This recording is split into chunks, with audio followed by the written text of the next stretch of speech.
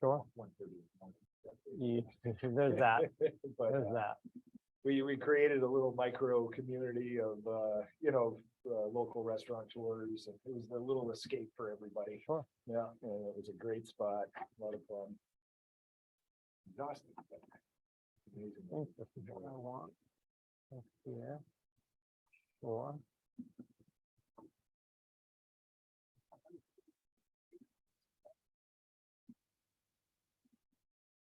Can we stand by so we can get this on? Is that okay? You happy to share? Yeah. Well, we're rolling. So, all right, we're into it. We're session 19, get to the close. We're gonna get started in a second. I just stopped Derek so he can tell his story to everybody. Because I was gonna say, how are things going? How was the weekend? What's taking place? Did anybody get arrested? Derek, take it away. Didn't get arrested. It was Excellent. Close. I did my best. Good. So I was at an open house and plenty of good open house stuff happened, Mhm. but it was a little interesting, a little different. So a lot of times in open house, the owner themselves won't be there. Mhm. In this case, he was, Hmm. and he was also running a yard sale out front, which Oh, was really cool. I heard actually, about this. 'cause Yeah. people were totally okay with it. I was very worried. I was like, we're gonna roll with it because it's too late. He already set it up. I'm not gonna make him put it away. Did he not tell you at all he was gonna do this? You No. found out when you got there? Yeah, Okay. but people rolled with it. There's a couple of people who are like, I'm really not in the market for a house, but let's look around. And it was good, good engagement, but it didn't really take away from those individuals that came like, yeah, I saw this on, whatever, Bluefin or whatever you want to call it. right? I saw Bluefin, it sure. online. Yeah, And we call it came here, deadfin, They're deadfin. like, yeah, Yeah. whatever. There's a yard sale, but we're looking at this house. But it was definitely a little nerve wracking walking in. Like there are two very, we're not just selling a yard here. We're selling the whole thing. But it went well despite that. Definitely interesting and unique. Yeah, I think, again, I would talk to more people than just me, because I'm only one person. I think in the future, if you can get ahead of it, I don't love that.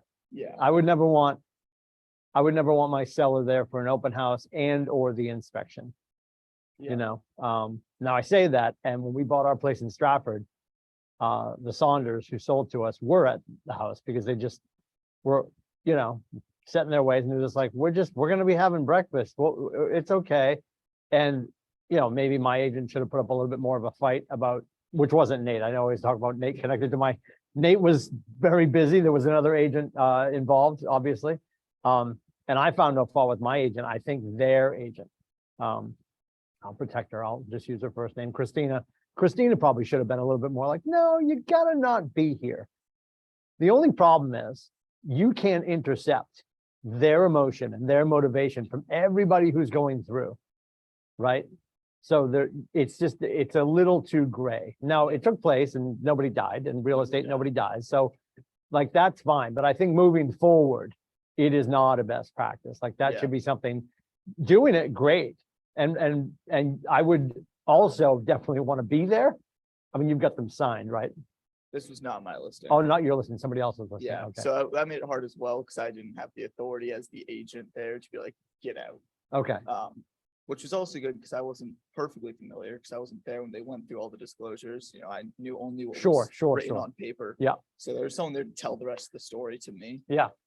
Yeah, in the grand scheme of Yeah. things, the inability to get in between them and them maybe exposing themselves insofar as Yeah. their motivation and stuff is not phenomenal. I think I know who you're talking about now, Yeah. actually, yes, Yeah, yes. Because I heard that, I'm like, oh, I didn't realize that was him. I thought it was somebody else. It was somebody else.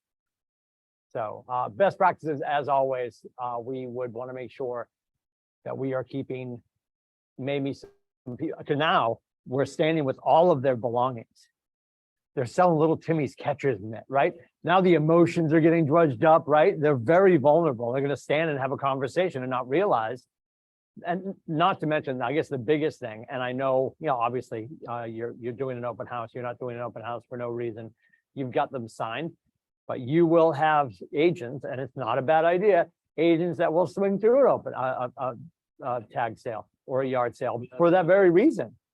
Why are you paying the house? Why are you going hard on the landscaping? Why are you replacing the septic? Why are you selling all of your stuff? Maybe the other side of that coin is, oh, we're moving. And if they're not signed yet, Awesome. Yes, now that I recall, I feel like I had a conversation with another individual who wasn't necessarily thrilled that was taking place, but yeah, this is just it though. The humans don't know. And it's not for a lack of their brilliance. It's just that we have to let them know that here's why this isn't a great idea. Right? Oh, we're gonna double our efforts and yeah, my chocolate's in your peanut butter. Well, that's not always good. It's not always good. I invented the Reese's peanut butter cup, but it's not always good. Doesn't always end well. So we're doing Get to the Close today. Here's the workbook for you in one fell swoop.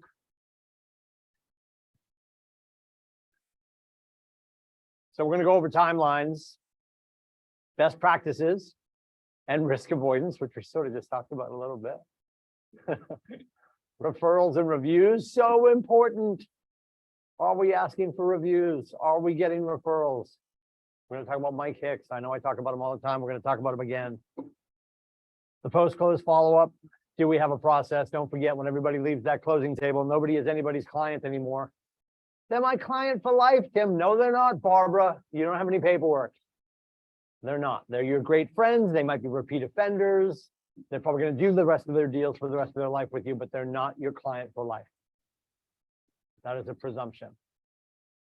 And then we'll do some recaps and get you guys on your way. We wrap this whole thing up on Wednesday. We'll be back with Ignite again for the end of Q3. We're going to start in September. We decided that in July, nobody's going to care. And we're also going to leave the door open for people to attend Bold in August, which is coming to New Hampshire. I don't have more details yet. We will have more details soon. That is a phenomenal class if you've never attended. Real estate transactions aren't particularly trouble-free. It's a strenuous and trying time that requires all the attention and effort you can command. So you hear us say, which is very hyperbolic, nobody's going to die. Well, of course, nobody's going to die, although people do die, and that does suck. I can guarantee if we walk the hallways here in Portsmouth, somebody's like, yep, it was Ted and Jane. Ted wasn't doing that great, didn't make it to the closing table. That can make things interesting and sad at the same time. There always will be turbulence. Things will come up. We're going to talk about Mike Hicks and his script that he uses with his clients, which is brilliant, reminding them that there will be turbulence. But you guys are here to fly the plane through that. Deadlines in contracts. As a real estate agent, it's important to keep track of the deadlines in your contract. Who attends contracts on a regular basis? Everybody say me. Miles raised his hand. Shenard's online. She better be raising her hand. She's still in hair and makeup, apparently. Oh, I'm going to turn the volume up. Hang on, Shenard. We can't hear you. Hang on, kid.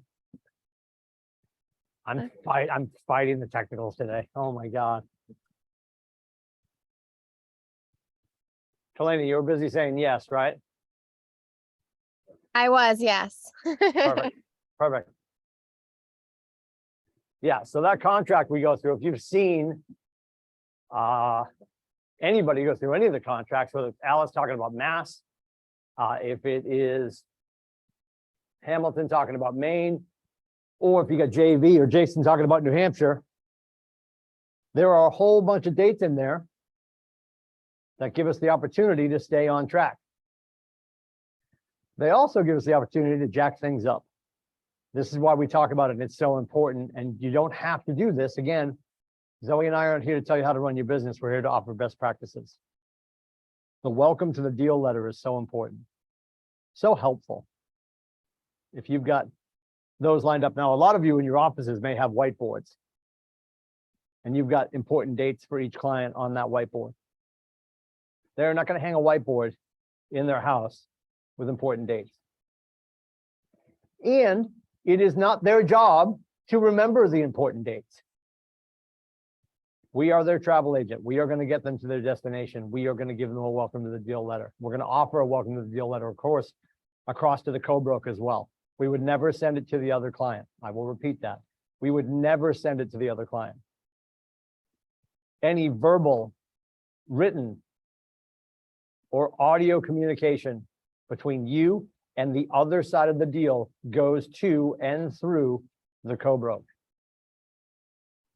So do you send a PDF, obviously, or if you're going to mail these,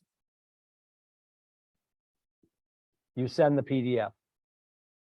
and remind the co-broke to offer this on to their client as well. Will they do that? Who knows?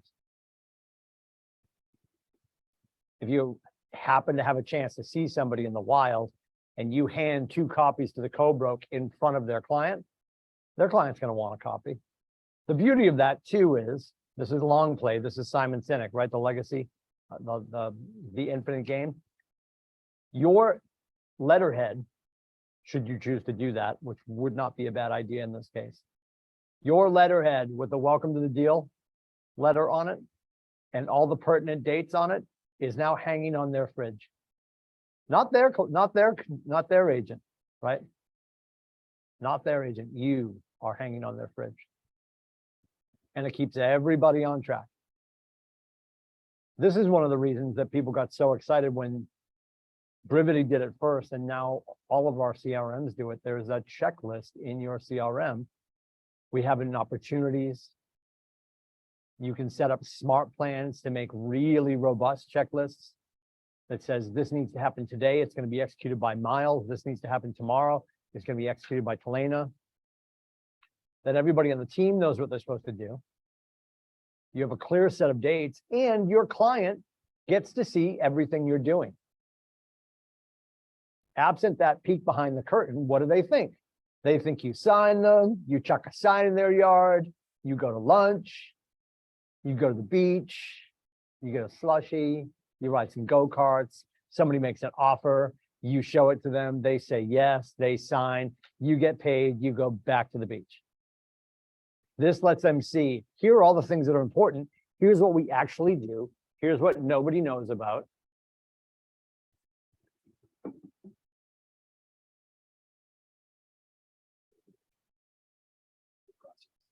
Yeah. I do see a lot of that feedback. Yeah. from outside. Absolutely. Yeah. You know, Yeah, what do you guys actually do? Completely appreciate that. I completely appreciate that, because if you think about, let's pick on our friends who are attorneys. And we always joke about the fact as soon as you call them, they flip the egg timer on their desk. Yeah, but I mean, unless you took 38,000 years of Latin, which I did, and I still wouldn't want to read the books they read and have an understanding of the law that they have. And what's more important, and this is so true across all the trades, and I know for sure, Talena, you can appreciate this with your background in oral care, and Miles with everything you've done in culinary. I'm not paying you for my daughter's 18th birthday party to do what you're going to do in the moment. I'm paying you for the 40 years. I made you way too old, but stay with me on this. I'm paying you. Well, I know, but you weren't cutting vegetables at 4. Yeah. Yeah, right. I'm paying you for every moment of learning up to that date. I'm paying you for all the mastery that you worked on to get to that date. That's your worth. Now, well, it's only 4 hours. Why is it $4 grand? You can do it. Free is a choice. Yeah. Do you want to cook? So important that we have that opportunity to have that conversation with them. So this is important as well. When we get to the contract timeline, and not as crazy right now, obviously, but we probably have a few less home inspectors out there as well, just because of the market. You might have some people that were doing it, they were on the cusp of going full time, and now they've backed off. During COVID, though, what were we getting rid of? Home inspectors, yeah, because we lost some people during COVID because people were just not doing them.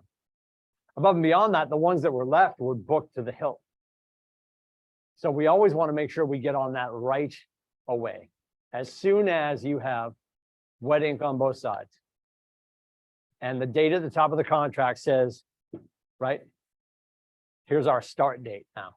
Now you got a ticking clock, and we have to get inspections done in a timely fashion. We want to book those immediately. And JB and I always talk about this. You'll hear JB and Westcott talk about this. We should not be steering them towards a home inspector. We should have the 3 that we love. And obviously the one that we love the most at the top, Alan Dow was my favorite. I say that like he's dead. I'm pretty sure Alan's still with us. He's awesome. Alan Dow from House Masters was my absolute favorite. Just had a man crush on him. He wasn't an alarmist. He was a Vietnam vet. He was tab A slot B. He would finish every room and talk to the clients about what the issues might be. And when we got to the end, just be able to say, hey, Alan, so what are some of the red flags we have? And he would happily go through stuff that was a concern or not a concern. But he wouldn't find something like, oh, and you have people that do that. You'll hear us use that language of alarmist. It's not great. A home inspector can blow a deal up for sure. But we want to get that done as soon as possible because a lot of people, especially in the state of New Hampshire, are testing for what? Testing for radon.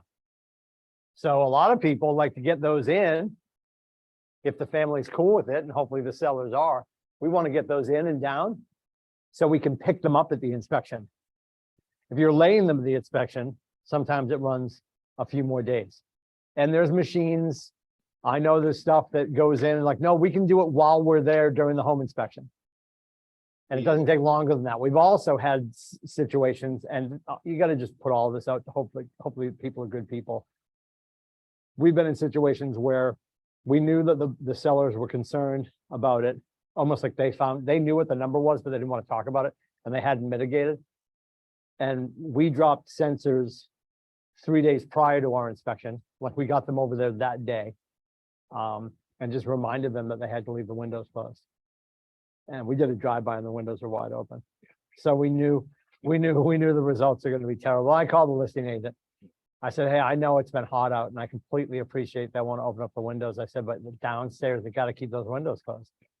Oh, they're closed. I'm like, I just drove by. I just drove by. So on the radon, I've never been in an inspection with a radon testing before. I ordered tests from the state for my own house. Yep. Is it just that same process, or do the inspectors have, it's just dropping those testers on the ground, windows closed, you wait a certain period of time and then push through? I know you're not the inspector expert, but Historically, they Yeah. want them to sit there for a few days. Yeah. I remember, and this is going back to 14. I remember them having more automatic and more immediate results. Like they can bring machines in and do it while they're there. Or run it for like 1 day, not necessarily for 3. But getting ahead of that for sure.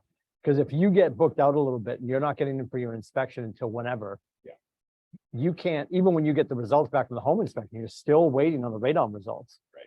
You don't want to two-step it. So the sooner you can get the radon done inside of the home inspection period is really important, because then you got to get it back to them, and then they still have a window of time to get back to you with their decision on whether they're going to meet you on concessions, if there are any concessions you're going to make. We talked about this last week, and everybody's going to be different, but you're going to hear from me and JV and everybody on our staff. Always ask for the financial concessions, never ask for the fix. I shouldn't say never ask for the fix. There may be times where you want to, like if your contract absolutely needs it, because your financial product that your buyer is using is FHA, VA, rural, and it has to be done before closing because it's a government-backed financing. But above and beyond that, you always want to ask for the money and just take the concession so your buyer can control the fix. And you can obviously assist them with that. Like, oh, we got a great person. I'll come over and help, not come over and help you out, but yeah, more often than not, when people are just like, no, we want it done. You don't know who did it. You do know who did it, but it wasn't your choice. And what are they going to do now if it's on them to get the fix done and they're not going to show it in concessions? Yeah, they're gonna my cousin Jimmy does he though? Really? He cut a hole in the roof and he hoped the radon leaked out. Yeah, you're supposed to get into the weeper. Yeah. And that's the other thing. Now think about your sellers too, right? This is why the Kenyans do home pre-inspections before they list. Because if you can find out that you do have radon and you can get the quote for it, or 3 quotes or whatever, or maybe even do it if you know you have it and just do it and mitigate it, right? Some people might do that, but if you find out you do have radon levels and you either physically mitigate it and now it's off the table, or you get a few local quotes and factor it into your pricing, or at least have a quote in hand, they can't come back because they will. Nathan says this all the time. We know it's about $1,400, right? And they're going to come back and ask for what? 6K Yeah. all day. Yeah. You know why? Because the Celtics are about to get swept and they're pissed, Yeah. right? Thanks, Joe. I like that, Kenny, they do a full, with a home inspector. Yep. home inspection Yep. before this thing. Okay. Yeah, I think they recommend it Yeah. quite often, maybe not always. Yeah, but as a good selling point, just to be able to move forward with confidence. and- Yep. and gray area. Well, you'll even have, and you'll have buyers too that are gonna ask about it, even on new construction. Yeah. And the irony here is, you think, well, this doesn't make any sense. Why would you do that? So I had clients in Kittery that bought bungalow style, new construction that had been sitting for a little bit. And when we get in there and the inspector goes up in the attic, it wasn't vented properly. And they had to remediate the mold. Yep. Yeah. So, you know, and it, I've worked in the field. I know some builders out there, things can get a little hairy sometimes. and the builder took care of it and it was up to snuff. So it was, because there was the builder sitting on the property waiting to sell it. So, Right. so you could say it's brand new. What could possibly be wrong? Like, I'm gonna say this loud and clear because one of my best friends is a builder. I love you all. Yeah, there's also some jackalopes out there, right? You know, because they're hiring that, you know, do you know how to swing a hammer? Can you meet me Thursday? Yeah. Why is the house crooked? Why is the house crooked? So again, acceptance, don't forget the inspection period, and most important for your buyers, never mind the inspection, inspection is important. They're going to do that last minute employment check. They're scraping the data, right? Pre-approval and stuff, that's all well and good. They're gonna do one final sweep. And this is where our buyers, who can be brilliant at times, decide, you know what? I'm so excited about this house, Miles. I just grabbed an F-350. Don't even know if it'll fit in the garage. Only 160,000. So excited. Don't even know how to drive stick, right? I'm joking, but like, what are you doing? Like, they're not allowed to fart in that window. Like, no breathing, no farting, no eating, just don't wake the gods, right? Because they're doing one. And then when you decide, and a lot of couples do this now, and it's not crazy to do this, but I remember we had a lot of clients that would always say, well, we know we can do the house we want to do on just Miles' salary. So we're just going to go for funding on him, right? Now, most couples are going to include both their salaries, because have you checked the time? Yeah, it sucks in America right now. So you need both salaries probably to get a driveway at this point. Then they get pre-approved. Then they go under contract. So exciting, right? Stacy's so excited, she quit her job at Fidelity. Does she realize that they're going to call Fidelity and be like, hey, Tim Lindsay from Movement Mortgage, just calling to check on Stacy Lindsay. She's still with the firm, right? Still fully employed? No, last Friday she lit her desk on fire. Walked right out, said something about a brand new house in Portsmouth. Yeah, sounds really expensive. I don't know how they're going to do that on just his salary, right? People lose their minds. And most of this is going to be backed up by a great lender. Your lender and your title company will be like, by the way, don't do anything stupid. So we get to the closing table. Then don't do anything stupid at the closing table. You can do stupid things later. Stay employed. Don't buy anything ridiculous. Or we have to buy furniture. We can't move into an empty house. You bet you can't move into an empty house. Now you have to find a beautiful yard to put the furniture in, right? But we needed a bed, sleep on the floor, right? They do, yeah, we have to be super clear with them. And it's not that they don't have the power to buy it. They have the credit to buy it, but right now they're there in this window. They should not disturb. It's like a placid pond. Don't you dare throw a rock. Like they're waiting for you to throw a rock. So buy the truck later, buy the couch later, buy the king size bed later. It's fascinating. This is a conversation that you can certainly have, right? You can certainly have, and then above and beyond that, like I just said, when they're having their conversation with Bradley or somebody at Movement Mortgage or whoever their lender of choice is, that lender should 4,000% be drilling down on that. I mean, it's such a dangerous zone because they don't know. They don't know. Our entire client base has been edumacated. Yes, there was an M in there. Edumacated by HGTV. And they don't know any better. They think they know. Or my friend Katie told me She quit her job right after they went under contract. Well, she might have quit her job after they went under contract. But did they only use Ted's salary to get funded? Like there's huge gaps in the data that your friends or HGTV is sharing. And it's such a disservice to the American people. It's ridiculous. So, you know, maybe not as animated as I just did, but for sure, like, I know you want to buy a truck, calm down. Yeah.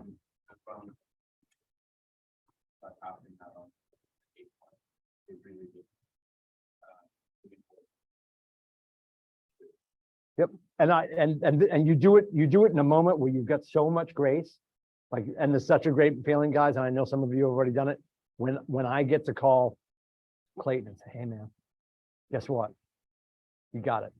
You guys were under. So next steps, we got to book our home inspection. Right. And I remember we talked about the 3 that my clients have always loved. Who do you want to go with? And you're like, who's at the top of the list to me? Oh, Alan over at whatchamacallit. I'm going to call right now. I'll call right now and set it up. Now there's conflicting reports on that. JV always used to fight with me. Like, you shouldn't be setting up the home inspection. I for sure would call and get the date nailed down. And then I would have my client call back and talk to Stacy at the front desk about what they want to do.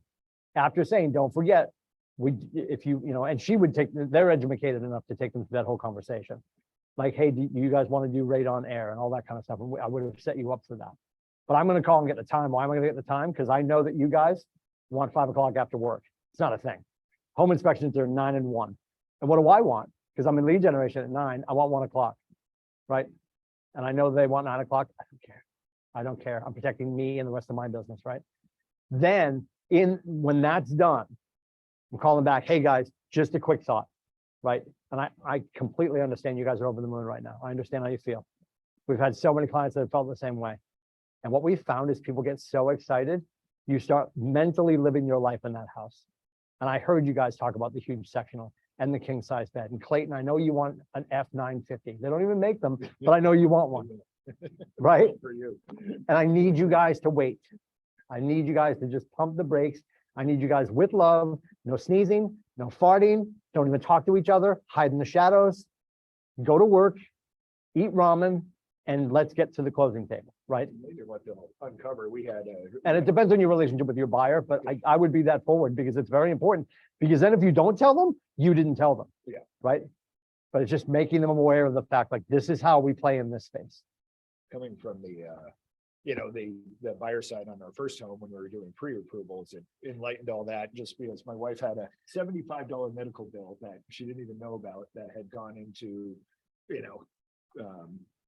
to the creditors. Sure. We didn't even know it was out there. Yep. And it pushed us, months out on getting us to the point we wanted to be at to buy, rate wise, even though it was just a minimal $75 bill out there. So it sparked the conversation of where you want to be through the whole process, Well, and you'll continue those. and you'll have the same exact conversation with this couple, and they're so excited because Ted and Stacy both paid their cars off.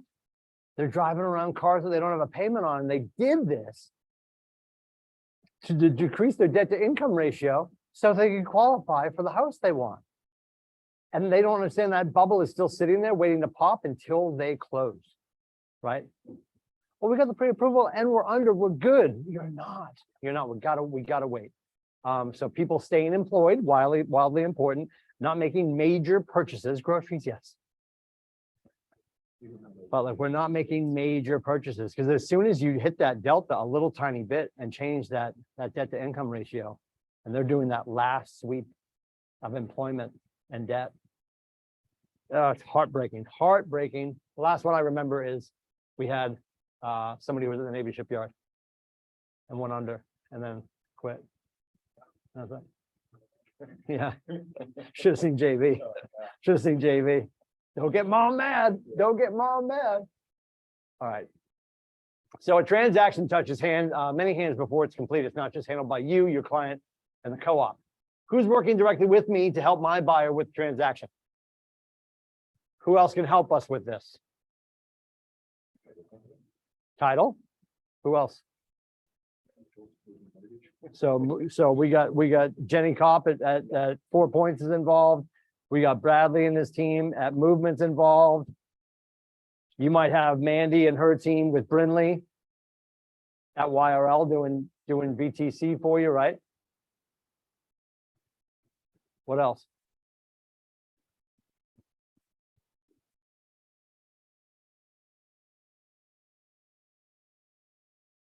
Anybody else? What about the seller side? Co-broker involved, yep. And arguably on the seller side, what else? Have they moved into the woods? Right? All the other things, right? We always look at the seller like they're just gonna float into the ether, right? They're gonna hand the keys, and whoop, they spawn into another universe. They're buying a house too. So they're going through all the same things. They're going through all the same things. Very important. Think about who you have relationships with. If you haven't sat and had a conversation or introduced yourself to anybody at 4 Points yet, please do. If you haven't talked to anybody with a home inspector, please do. Lending, please do. And we always talk about Bradley and Jenny. Yes, we have a direct relationship with them, right? Full transparency. We have a direct relationship with them. Those companies doing well helps us do well. Our biggest allied resource at our company at KWCLM is Brad Kelly and Movement Mortgage. So he improves our debt to income every month by the amount of money that he, all of our trainings, and 99% of the time, if you're in a training and there's food in your mouth, blame it on Brad, right? Now that keeps Nathan from having to grab his wallet, which increases our profitability, which increases profit share. If you're not making profit share, that's another conversation that we'll have on a regular basis, right? We're gonna have another class next week about that. Profit share is wildly important to us, the benefit to you guys. It's like 401kW, right? It's another stream of income for you.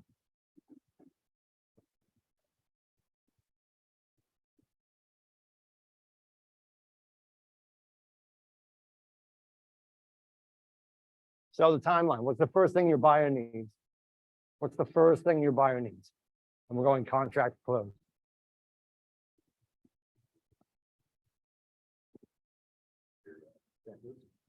Checklist, yes. Well, welcome to the deal letter, yes, or the checklist. I love that. Yep. What do they need to know and do?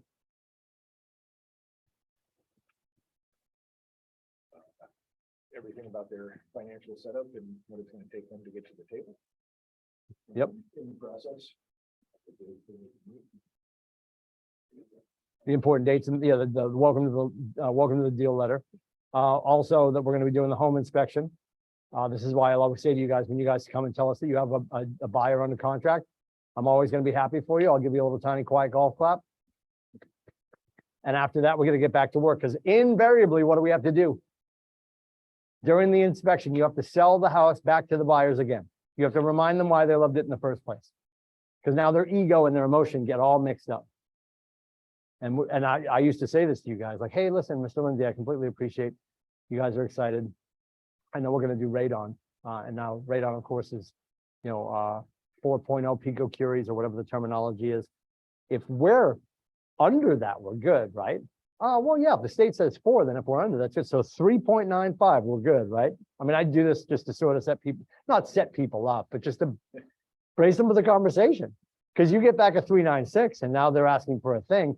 They're well within their rights to ask for anything. Because as a seller, see that as a major concern now because it's below state regulations? No. Can they still do it? Sure.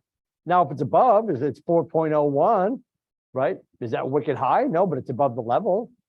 And as a parent, I would do it too, right? We didn't have ridiculous levels at our house in Stratford, but we had, I don't think it was crazy, but I didn't care. Both of my kids were born. We haven't had any more kids, but I didn't want to watch them spawn a 7th toe either, And they talk to you about the demonization of radon, right? And it's not great, obviously. So we did, and then there's this is an old wives' tale, I think. People will always say that if you mitigate the air, the water takes care of itself. And I wasn't willing to be like, I don't know if so just because we asked for water and air. So I have a Bubble Up XP in my basement for the water, and we also did the air radon as well. Huh? We're on a wall. Yeah, I'm in Stratford. We just got electricity, dude. It's ridiculous. Very excited, very excited. We get internet next month, I hear. It's gonna be really great. It's gonna be great. Yep, kill all the messenger pigeons. So what do I need to know and do? I need to make sure I'm in communication with the home inspector, because I'm gonna be there. Your buyers might or might not be. They normally will be. What I'll remind you too is if you're gonna do a septic inspection, which a lot of people do, that's gonna be probably before the session starts. So, your friends at whatever you decide to go with inspectors, they're gonna say, okay, well, the home inspection starts at 9:30. I'm gonna be standing over a hole full of poop at 8:30. Kid to join me for that. Not great. But I 1,000% want they're coming to my house in like a couple of weeks. I don't want to be anywhere near my house when that happens, but I will schedule it for right about now. Yeah. Yeah, I want to be there for that because I need to have the full conversation with them. Your clients don't necessarily need to be there. But if you get somebody like, oh, no, I want to be there, I'm like, okay. It's not, so, because we want to make sure that that is good, or anything that needs to be done. We're hearing the home inspector tell us all this stuff, right? And then from there, it's getting into the house, getting all the stuff done. Now, again, if you have a home inspector that you love, and like I said, you guys, Alan Dow from House Masters, loved him. That could have worked both ways, because so many times he came up the driveway. He's like, hey, Timmy, how's it going? And like, maybe my buyers were like, oh shit, this is all in the bag. Like, this guy's not going to say anything bad, because Timmy probably is taking him out for steak and a scotch later to stay quiet. No, I've got him here because I adore him, and he's not an alarmist, and he will tell you like it is. But he's also going to put in the report like it's a broken switch plate cover. Calm down, Barbara. Right? It's not a failing septic. Two very different things. 79 cents, 30 grand. Right? So, go ahead. I was just gonna say, I have a few years in carpentry and in building, and as my responsibility as an agent, when you get the home inspection report back and they're having a meltdown, I don't want to overstep my bounds as, because I have the knowledge of how to fix it Yep. or what needs to be done. Just simple conversation and referral, not going above and beyond. Yep. That relationship responsibility. I appreciate you brought that up. If JB were here, she would remind all of us. We had somebody in the last year who was in our ecosystem and had studied law at some great institutions. And they made sure in every conversation, like I'd literally knock on, well, I shouldn't say this, but you could knock on their door. Theoretically, you could knock on this person's door and be like, hey, we're going to get lunch. Do you want Ohana? They'd be like, I'm a lawyer, right? And the irony is, right? It's I go back to like Shakespeare, right? Methinks the lady doth protest too much. If you have to keep telling me you're a lawyer, maybe you're not a lawyer, right? So sure enough, they actually weren't. All that aside, we have people in this building that do have law degrees. We have people in this building that are have culinary backgrounds, have carpentry backgrounds, all sorts of things. All of that does not, said with love, does not matter. We have the cape of real estate on. We are an agent in this building. And anytime you are in a real estate conversation, you are in a conversation as a real estate agent from the state in which you serve. No matter what your historical knowledge of any of this stuff is, you have to refer back to the home inspector. And then, of course, you have relationships. So yes, do you want your butcher, your baker, your candlestick maker that you can refer business to? Like, I've got a great friend from when I used to build, but that's as far as that goes, right? And then I'd love to put you in touch with them. But here are some other builders too, right? What's that? Yeah, 1,000%. Yeah, of course you do. But just that conversation piece is exactly. I've got a great referral for this and just tampering down the emotional part of it. Yep. For them ultimately Yep. as well. It's ridiculously difficult for us to walk in these houses. And we see a house and they see a home. And we're like, I don't get this at all, right? And then above and beyond that, to remind ourselves, we are assisting them shop with our expertise, but they are shopping with their heart, their eyes, and their money. And we have to respect that.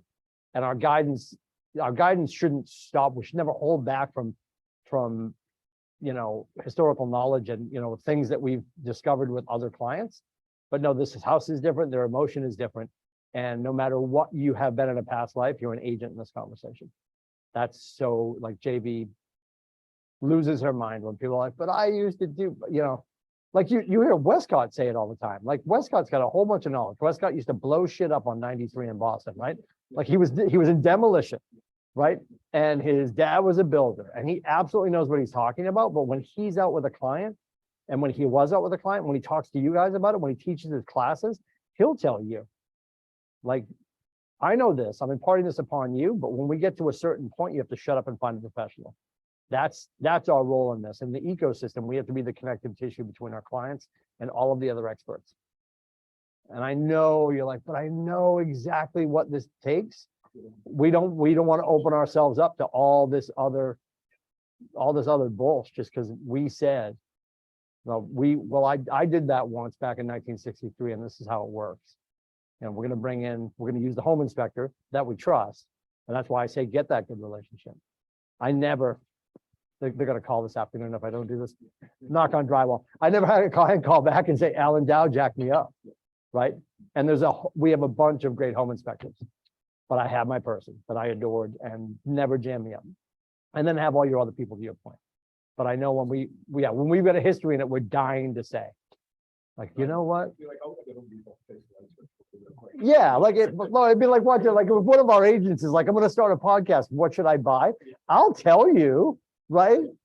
But like, you know, but if they ask me, then they ignore my advice and they go buy a whole bunch of stuff that doesn't work. I'll probably grab a beer and just sit back and watch the world burn, you know? I mean, there's places in our transaction, certainly in our transaction, in here to share that knowledge, sure.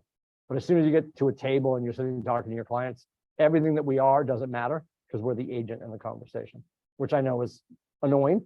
Because you want to bring all those other assets to the conversation. You have all these arrows in your quiver, but we can't. Also adds a little bit of ease to it as well. What's that? It adds some ease to it. Annoying, but adds ease to just being. The lack of stress of the sentence that we are the source of the source, not the source, is huge, right? Absolutely.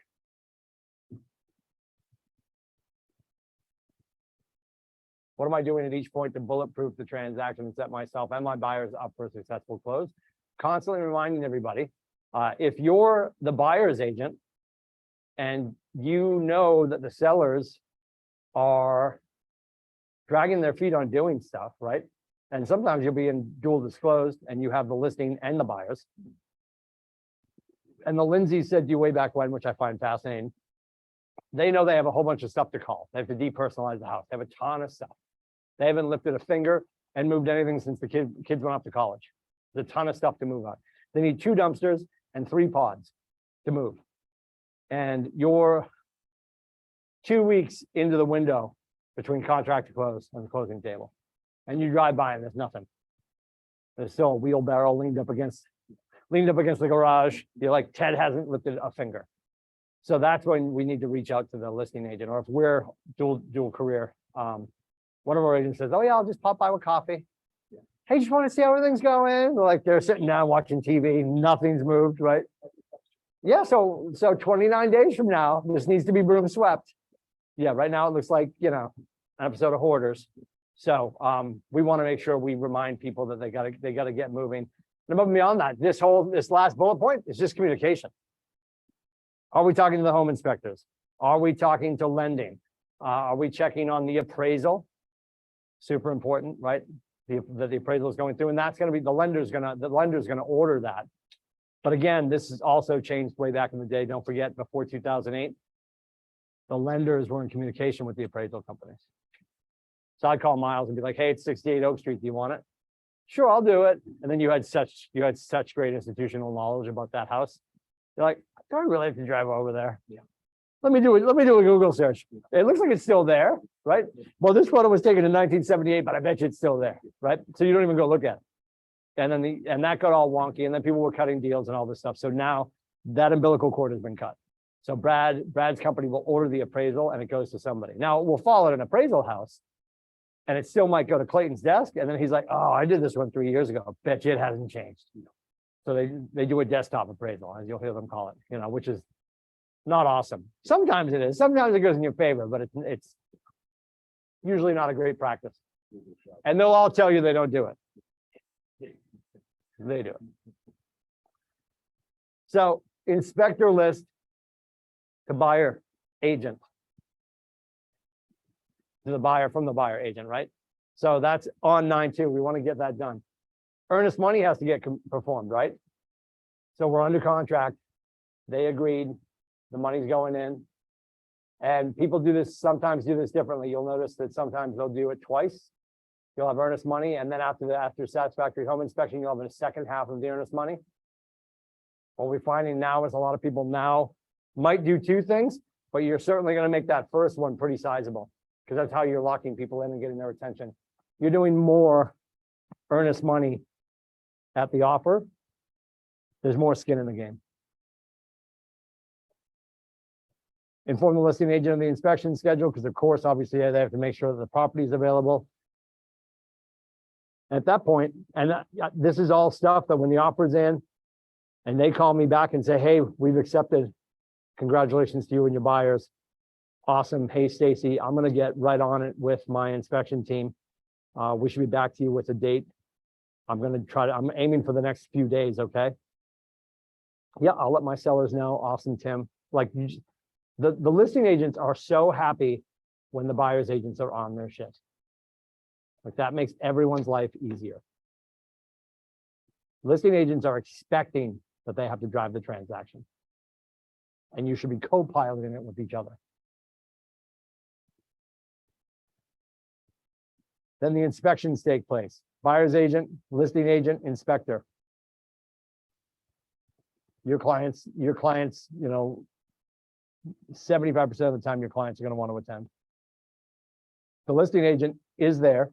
The listing agent should also be there so they can hear what the inspector is saying, but when the inspector wants to pull the buyers aside and have a private conversation, that should be allowed. That should never be an issue. It's very rare that you will have the homeowner there. I had it happen on the house we actually bought in Stratford that we still live in because they were an older couple. We didn't really have an issue with it. And again, I wasn't in real estate yet. This is November 2009. I probably would have felt differently a few months later. I didn't start doing real estate till July 2010, right? So I might have felt differently about it, but I didn't know any better. And then we had a huge property up in Moultonborough that was sort of a unicorn, and the homeowner was there just so she could understand what was going to be on the list of things to be done. It was all delayed maintenance. There were no major concerns. And it was a very, very different relationship between us and that person. Good question. Sure. The, say you are doing a listing and you are a listing agent, you recommended pre-home inspection with your clients. Yeah. And they agree to it, and you have that, you're putting that out for public information for Yep, buyers. sure. As a buyer's agent, are you going on good faith of that inspection? I mean, obviously case by case, Sure. but guidance in your, buyer client relationship at that point where you already have home inspection in hand.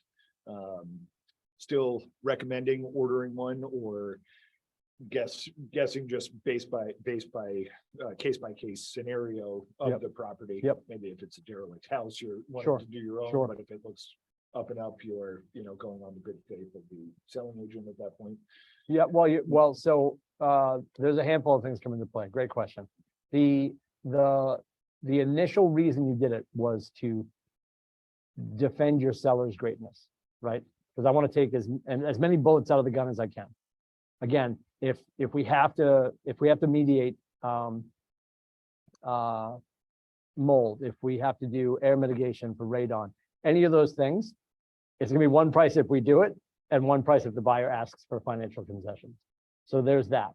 The home inspection is gonna be a big thing for first-time home buyers, because they're coming up with 3.5%, or sometimes, less than that, maybe, not anymore really, but they're coming up with very little down, right?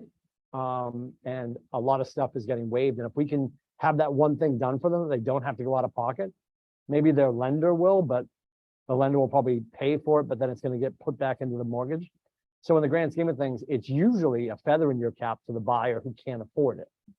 And if the buyer insists on doing one, sure.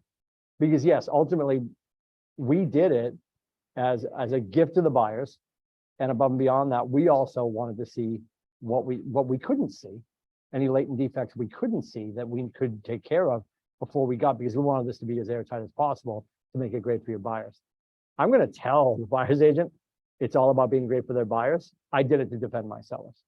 And if the buyers are still hard pressed and they're like, yeah, I don't, I mean, I don't know in what world you got an inspector coming out, pulling a fake inspection to meanders through some stuff that another inspector, you have to be ironclad that the next home inspector that comes in. And if you're going to do that, I'm not going to send Tim Lindsay inspections back to, because what am I going to do? I'm going to do a desktop inspection. I was just there. The windows are clean. The cat's beautiful. I'm not going to go back in and be like, oh, I can't believe I didn't catch this last week. Now I look like a moron, right? So in the grand scheme of things, if your buyers are going to run another play, they're probably going to bring in another inspector just to conflict with it in the best of ways. So it's really there to defend your sellers. The sellers obviously did it, and they're putting it out there as a gift because it's enticing to a first-time home buyer. And that would depend on where you are. And it's going to be different for everybody. But it's not, if somebody comes in and says they still want to do a home inspection, fire away. Fire away. Money you pay to a professional. 5%. You generally looking at Yep. positive. Yep. Yep. Well, and I don't have a whole bunch of concerns either, especially as you're getting ready to list, when you're walking through with your seller, and they're telling you all the special stories about their house. When I get to the heating system and there's the last tag says 1978, like, hey, Mr. Lindsay, when's the last time we had this service? The Carter administration. Okay, we're probably going to want to have somebody wander through and take a look at this. And that was always, and I would have my sellers lead that. And I would also, hey, listen, I know your guys are going to come through and they're going to cut off the old tag and put on the new one. Leave them. Because when a buyer can go through and the inspector goes through and says, November 2023, November 2022, they can see a list of tags and notes signed by the same company. It's also a massive gift to the buyer. Who do you think they're going to hire to keep an eye on that furnace? The guy that's been married to it for 15 years, right? Because they know all the idiosyncrasies. Because, well, and the challenge there is, and this, we come up against this all the time, is you're going to go in there with your buyer. This is about reselling the house back to them. So your buyer gets in there. You have the home inspection. Alan from House Masters is letting them know that based on the number, this furnace model has a 25-year life design. It's in its 24th year. That's like 3.9 on radon. What do you think the buyers are going to want? Everything. But when you're saying, well, it's functional right now, they can say they want it. They want my sellers to install a new furnace. It's functioning, and it just got inspected last month. And if you look, it got inspected 12 months ago, 12 months before that, 12 months before that. It's inside its life design. It's fully functional. We refuse to replace it. And that you have to have a really good conversation with your buyers, like, guys. And then they buy the house, and a month later it's January, and guess what breaks? And that's when you start drinking scotch. You don't have to, but that's when I started. Yes, yeah. You guess what? The furnace died, Tim. You've been in there for 5 years, Jerry. It's yours. You bought it. You bought it on November 19th. You bought the house. You bought the furnace, and the furnace died. Maybe it didn't like you, Jerry. It's fascinating, but we have to be ready for those conversations. But great question. You're doing it ultimately. The pre-listing home inspection that your sellers execute is in defense of them. Can be viewed as a gift to the buyers, but the buyers in this day and age, I don't know if I believe them, right? But then you go back, and this is why the Kenyans are so smart to do it. You go back now as an agent here, an agent in the ecosystem of the Seacoast, and you just say to your buyers, oh, the Kenyans do them all the time. It's part of their process. It's actually quite brilliant. Here's why. Huge opportunity to edify even if you don't work at our market center, and I know the Kenyans always do it, that's a huge way to edify and make the deal already. Like, they do this. Yeah, it's beneficial to the sellers. They cleaned up these 7 things, Mr. Lindsay. But you can now save X amount of dollars by not conducting the home inspection because they did. And if you have any challenges with that, you can certainly run one, or you just have the inspector come in and hit a few high note items that you're worried about. But historically, they're not doing it just to spin your wheels.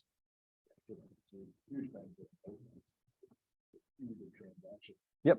And what I believe the Kenyans also do is Mr. Lindsay, if you have any questions about the home inspection, you can call Ted and have a meeting with him. Because that's what you would do as a buyer anyway. They're gifting you the home inspection. But it benefited the hell out of them because it's going to save them money in the long run. So you send your inspection response. This is just like when I tell you guys, when I'm calling Clayton and saying, hey, Clayton, Tim Lindsay, I've got the Dickies. They want to see 123 Main Street on Saturday. Can you do 12:30? Clayton's like, sure. Clayton, thanks. That's awesome. I also noticed in the multiple listing service that you have buyer's agency for 2.5%. My agreement with the Dickies is for 3%. Are you able to support that? Why did I say that? Because I gave him all the evidence he needs to understand that I'm not making stuff up. I have a signed buyer. This is like crazy town, right?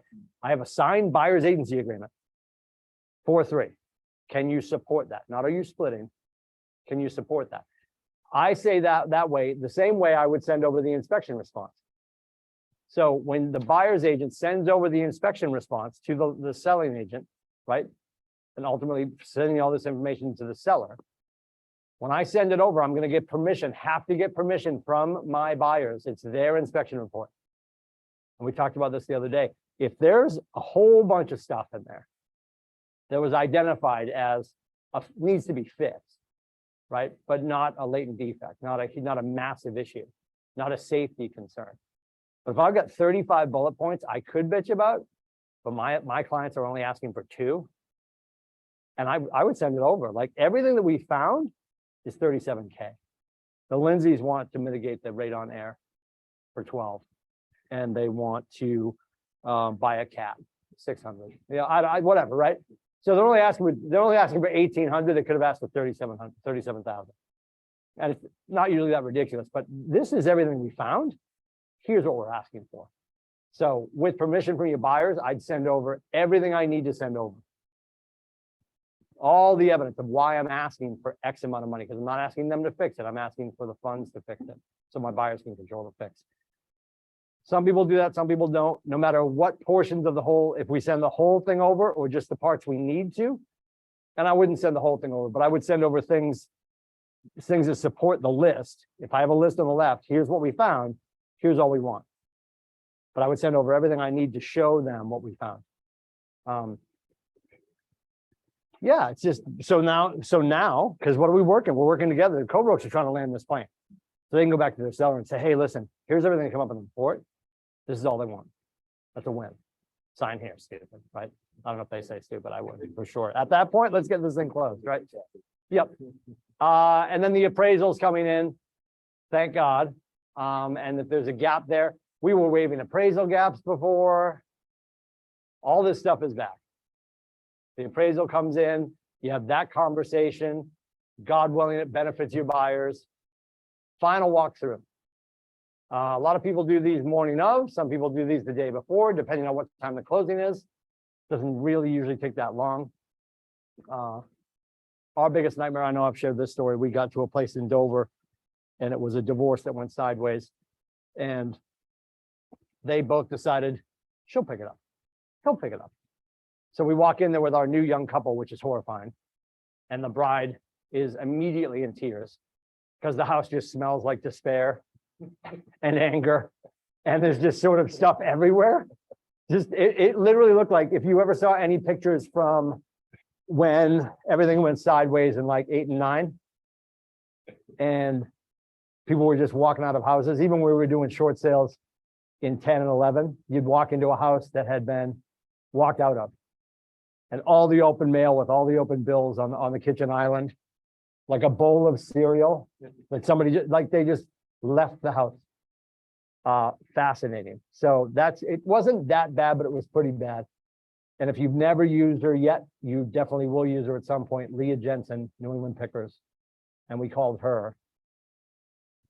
So we did the walkthrough. I'm like, don't worry, this is gonna get fixed. And I called her and I'm like, I need you to come over and take everything out of here and then make this place smell like Pine Sol, which I know is like flies in the face of some people's ethics, but I remember having a cleaner in once and they're like, oh no, it's clean. I'm like, I don't smell clean. Well, like, no, Mr. Lindsay, you don't smell the chemicals. I'm like, I want to smell the chemicals. I'm an old man. I want to know pesticides, killed gross things in my house, and I can eat off the floor if I need to. Yes. Anyway, so So we went to the closing, and I think we went to the Portsmouth Brewery, and we ate and we drank slowly, professionally. And then I finally got a text and said the house is ready. And they were over the moon. Not perfect. Now, shame on us. Because I wasn't checking in with, and the list agent was Rockstar listing agent. And actually at the walkthrough, she got a bee sting and had to go to the hospital. It was a whole thing. Oh yeah. Yeah, she like fainted. Her husband drove her to the hospital. It was a bunch. Important to do that final walkthrough. Important for your sellers to understand what broom swept means. And it means something different to everybody. Again, I can share that when we bought our place in Stratford, the Saunders did a pretty good job. And we were sort of okay with it because we were lighting up the whole first floor anyway, and we were ripping out all the carpets and putting in hardwood. So we weren't remarkably concerned with what they considered broom swept. It could have been better, but it was what it was, and we got a really good price on our house and no complaints. I think you just came up with a new slogan. So What? covers the smell of despair. Yeah, it covers the smell of despair. Yeah, it wasn't great. It wasn't great.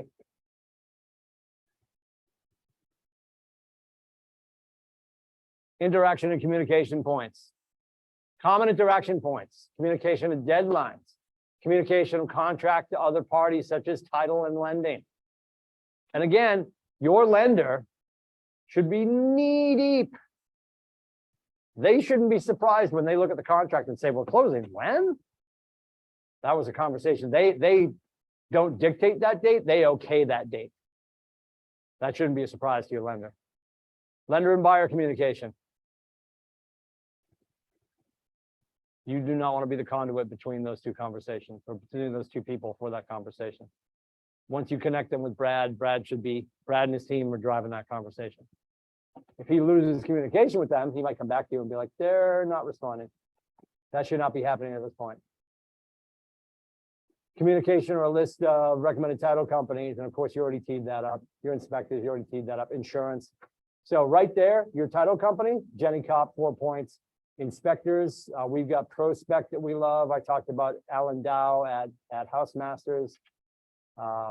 Insurance is the great Ryan Collins, HBL. He's right here in the building. He does a phenomenal job. He does all my stuff, all Nate's stuff, all Jeff's stuff. He does all of our stuffs. It would be pretty tone deaf for us to tell you guys to use him, and then if we didn't use him, and he's awesome. He has navigated all of Aiden's speeding tickets. It's been a pleasure. So much fun. So much fun. Oh boy. What else we got? What's that? We did our 10-year UNH letter. Oh yeah, that's awesome. Scheduling and communication with inspectors and listing agent, sending amendments or inspection reports to other side, title and lending. Additional questions to ask. Oh, look, there it is. There's the bullet point. What's up, kid? Hi. Additional questions to ask yourself. When am I reminding the buyers not to make big purchases? Right next to that, always. When am I reminding buyers not to make big purchases? When am I communicating when to set up utilities and how to do it? As soon as we get going, that's part of that conversation.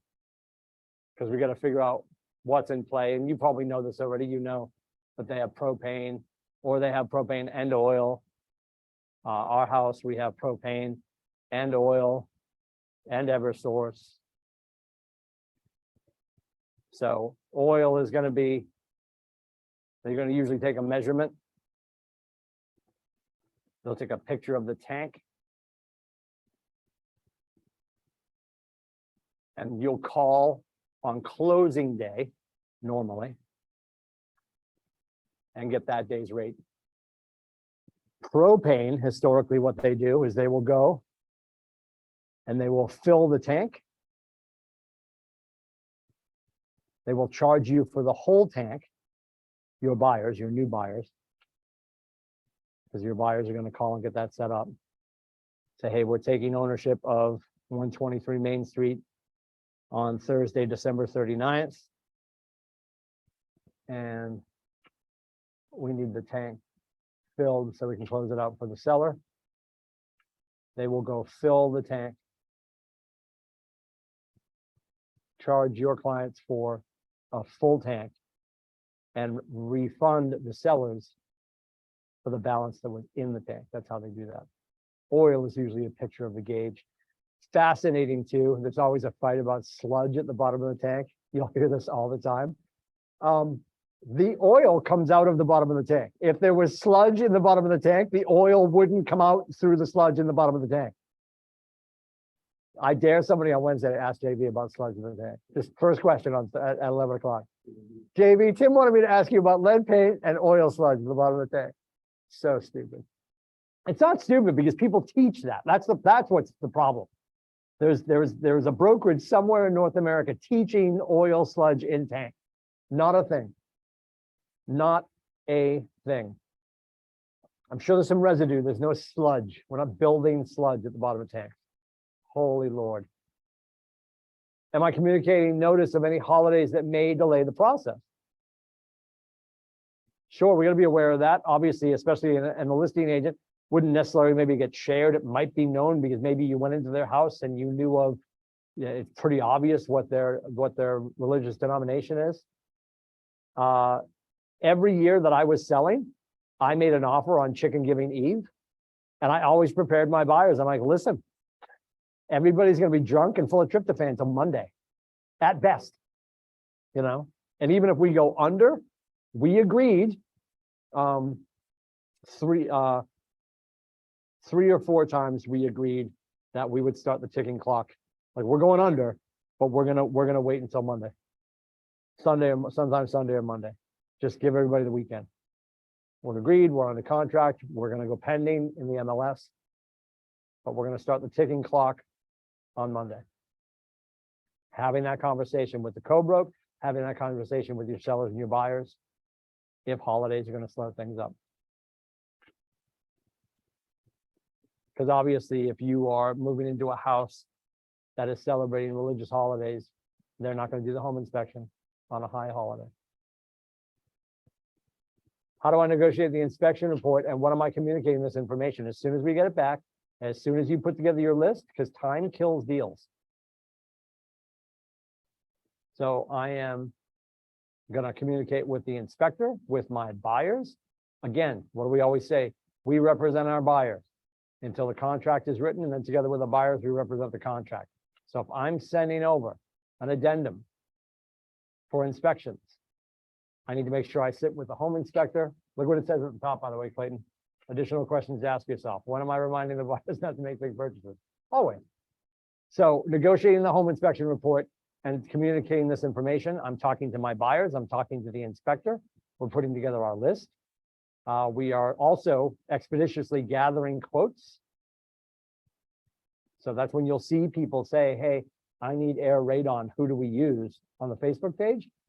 And everybody will push you to a certain person. You call those people and let them know, I've got this, it's in this neighborhood, blah, blah, blah. And they'll be like, oh, it's going to be about 1,400. You get a listen, flowing quote, but at least you have some idea. So if you said, hey, I'm asking for concessions from the seller on this, what should I put? Oh, it won't be more than 1,400. Cool. Now I know I can ask for 1,400. Because we want to get that off as soon as possible, because we've only got the 10-day window to get our inspections done, completed, agreed upon, and then sent back into the seller. When do I touch base with the lender, title company, or listing agent? As often as possible. If you guys, actually, I think you just saw an email this morning from Nathan. He definitely put it in Facebook. Antoinette Perez, who was a great KW Maps coach, is going to be in Rhode Island next month, teaching Susan Collins. I always get her name wrong. The author, I'm forgetting the author's name. I want to say it's Susan Collins. She teaches Susan Collins' book, Fierce Conversation. And in that book, Susan Collins always says, the conversation is the relationship. So if you are not, like, a lender, title company, and listing agent are never going to feel like you're over communicating with them. Right? And if they tell you, like, if you're checking in the closing window, hey, just every other day or as necessary, But if like you got a piece of information from somebody that affects the whole deal, I'm gonna forward that.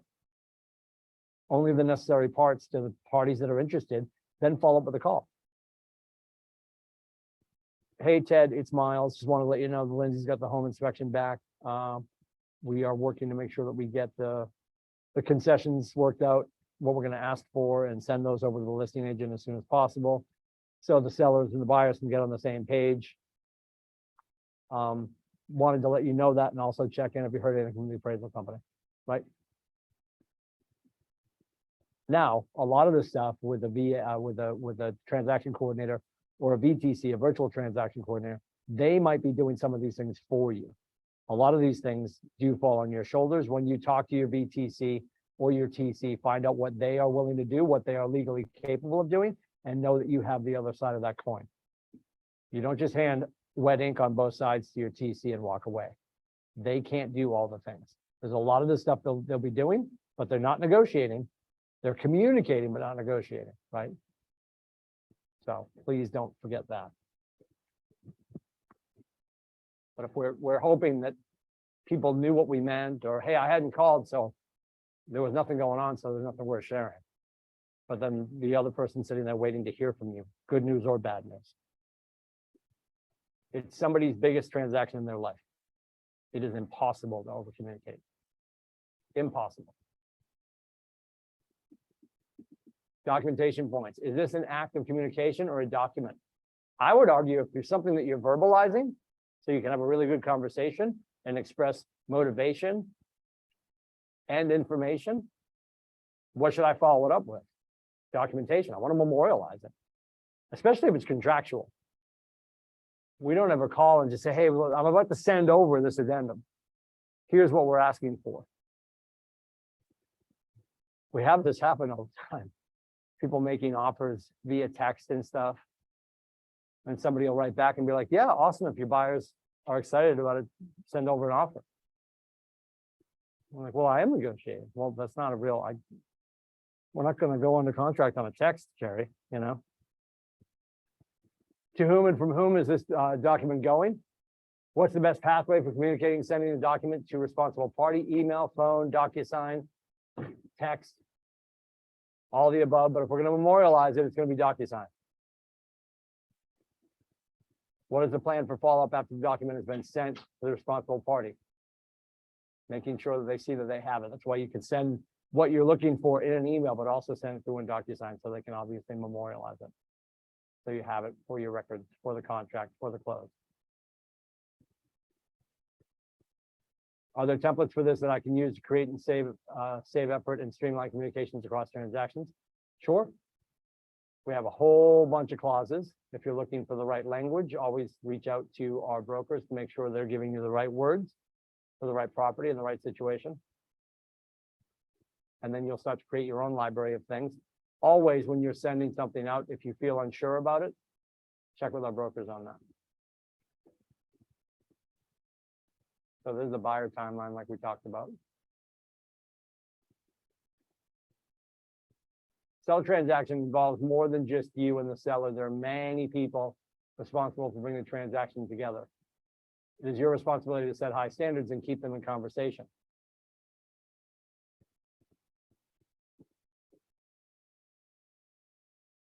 So on the seller transaction, just like on the buyer transaction, who's involved? On the seller side. Soup to nuts. Think about everybody that would be involved. Because the sellers are moving too, right?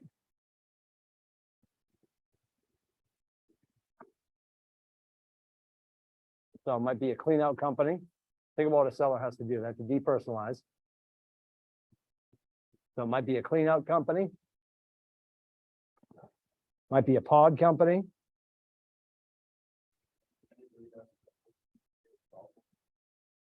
Well, let's assume that we're doing the pre-home inspection, right? So now everybody's in. You got stagers, photographers. Anybody coming through to make any changes or improvements? You'll hear about this all the time, especially with VA stuff. There's a missing handrail, right? And you can a lot of people will simply just go do what they need to do to put up a handrail to satisfy the home inspection. But you can also bring those people in and have that done.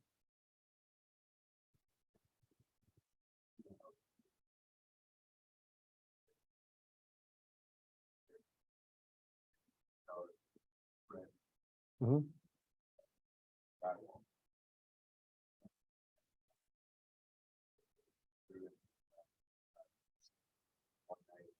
Oh, no, Walking upstairs on the flips, goes to ground, handrail. there's no handrail. Well, they ran down. It's a fake handrail, yeah.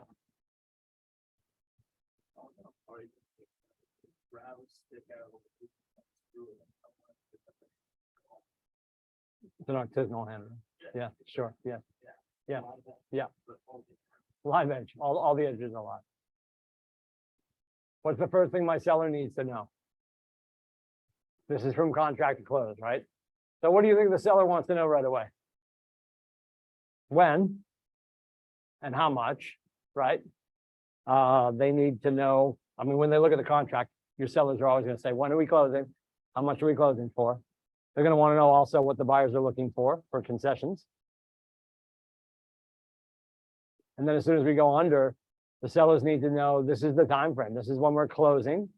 There's a ton of confusion. We've had so many people, and this is just bad communication. We've had so many people in the last handful of years that went to the closing or found out when we were calling to let them know, and when I say we, I mean people within our market center in the last handful of years. We were calling to let them know, hey, the walkthrough is gonna be, do you want to do Thursday night or Friday morning before the closing? And they're like, what's the walkthrough? Like, oh, well, that's the right for the buyer to come through and see that the property is broom swept. Oh, I thought we did that after the closing. Like we had somebody literally Monday before a Friday closing, hadn't lifted a finger. They were not out in time.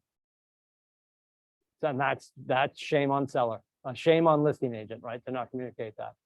Doesn't happen often, but it happens because we presume they know the process. Because in the magic of television, they don't see that all this is happening, right?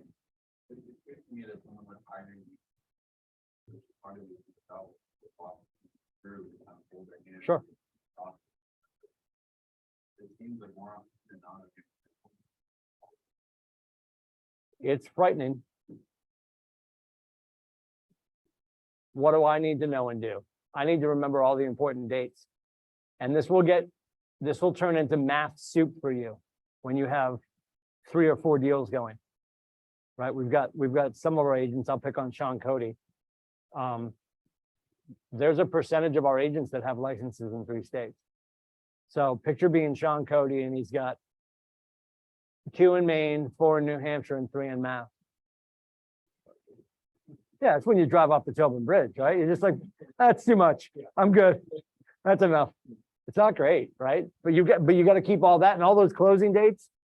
You've got 7 people presuming that you're gonna keep it together for them. That's why it's so important to document. It's so important to have the welcome to the deal letters. So important to have at that point somebody backing you up as VA and BTC.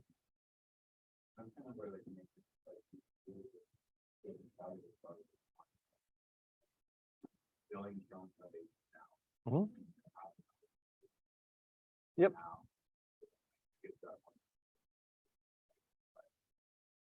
Yep. Yes, sir. Yeah, that's huge. Well, because the challenge is people will rush right. And I say to you guys all the time, like, if you don't like doing the contracts, you sort of have to work your way through that and not enjoy doing the contracts to learn how to do them. I want all of you to have the right to be the executive chef and walk around your restaurant and make sure everybody's skirt steak is great and they love their lobster tail and all that stuff. But when your sous chef comes out and says, can you help me make a side salad? And you're like, oh, I never did that. Like you have no earned the right to tell the sous chef, I don't know how to make a side salad. You can, your life's gonna suck. But when you can walk back and say to the sous chef, this is how I do it, right? Yeah. They're all of the cherry tomatoes are halved, and then there's one full cherry tomato on top of a dollop of dressing in the center of the salad. That's how I want it every fucking time. And you get to say that when that's your standard. Not like, I don't know what a salad is. Like, yeah, I'm a carnivore. That's just stupid, right? So do we need to know the machination of getting our deals all the way through? Absolutely. But when the time is right, offsetting that and making sure that you have your standard in play that you can pass on to somebody else. Leadership exists when we leave the room. And if you leave the room and you don't leave any liner notes behind, nobody knows what your standard is. Right. So I mean, I have a Funko Pop of Colonel Sanders in my office for a reason, right? The Colonel is dead. The chicken tastes the same, right? Because he left behind the 11 herbs and spices, and he found people that are willing to make the chicken the same way every time. So when you go to KFC anywhere in the country, you're like, my heart stopped, and that was delicious, right? Yeah. Doesn't matter where in the country. This is heart-stopping chicken. Yep. Yeah. Well, so we're hoping we end up. There's a great place out towards Metropolitan, which is another ownership has Metropolitan KW in Bedford, and we're going to work with them on Bold in August. And they historically will do it at the Puritan back room with the chicken fingers. Yeah, so I was talking to the guys at Maps, and I'm like, hopefully we do it out there. We'll have T-shirts made that say "finger listing good," right? Yes. Yeah, chicken and real estate. Yeah, it's a good spot. So hopefully that's where we land. More details to come. It's going to be that first full week in August is going to be the launch day. I don't have any more information yet. What am I doing at each point to bulletproof the transaction and set myself apart? Just like on the buyer side, are we talking to everyone? Just communication. Do you have a process in place? This is when I talk to you guys about, are you talking to your sellers on a regular basis? And people are like, well, I haven't talked to the Lindsays all week because there's nothing to talk about. If you have somebody in North America with a house that is for sale and you have nothing to talk to them about for 168 hours, you have something to talk to them about. Because they're listing currently in the eyes of the American people, French word, write this down, it'll be on the quiz later, sucks. Yeah. Right? Like, oh, no, I'm going to put it on the other internet. There's only one internet. Everybody on that internet, by the way, which is the whole planet, has decided you're overpriced. So we can't over communicate in this vein. And if you are, maybe it's just like, yeah, I don't need another phone call tomorrow. Like, okay, I'll just email you, right? Because you're gonna leave a snail trail of you being in a high level of communication. So the next time you work with them, they know what's coming and they're happy to support your three because you do your job. Seems to me like that more communication is almost solidifying your own process and just knowing you're on the date for the communication. Yep. Yep. Refreshing for you, every other day.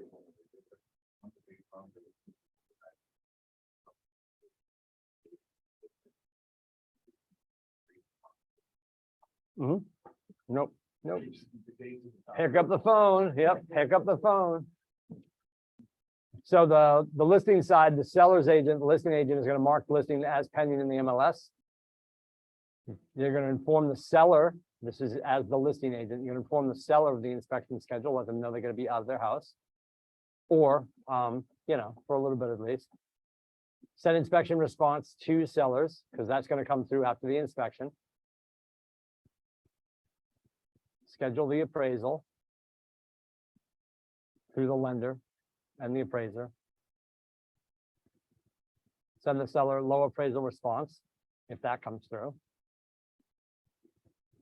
And then review closing statement. Now, what do the sellers need to make sure they don't do? All the same things the buyers shouldn't do because they're invariably also moving. Sometimes not in a domino fashion. They might be going out to LA and they're going to rent for a little bit, then they're going to buy. But they should be having the same conversations that we had with them as a buyer. No ridiculous purchases. Communication points, a lot of the same things. Communication and deadlines. Contract to other parties, list of recommended contractors, movers, cleaners. Send the contract to the title company. Now the buyer invariably, for the most part, controls who's running title. You might run into sometimes a seller and a listing agent who would like you to choose a different title company. They don't ultimately get to do that. Your buyers choose the title company. Schedule any communication with inspectors and buyer's agent, sending amendments or inspection reports to the other side, title and lending. Those are all interactions. Documentation points. Is this an act of communication or documentation? What needs to be memorialized? You might have verbalized it and come to a verbal agreement, but then you have to send through something in DocuSign, something in email, so they can sign it, memorialize that we have agreed to move forward. All, don't forget, within these dates that we have in our purchase and sales agreement. Not loose employment. It's not when you get to it. You have certain windows in which things have to get completed or you're out of contract. What's the best pathway? Communicating, sending documentation to the responsible party, email, phone, text, or DocuSign. I would say, I'm going to call them. If I get their voicemail, I'll text them and then I'll call them again, but I'm going to call them, say, hey, here's what we just sent through. There's a summary of it in your email with the high points. And then above and beyond that, I sent through the DocuSign so you guys can sign off on it.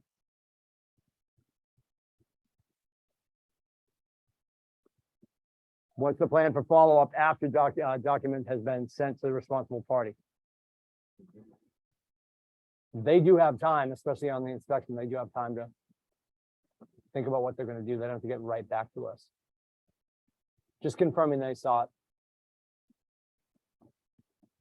And above and beyond that, in the grand scheme of things, preface the whole conversation with, I'm sending through all the things that we found. I'm sending through portions of the report that support what we found.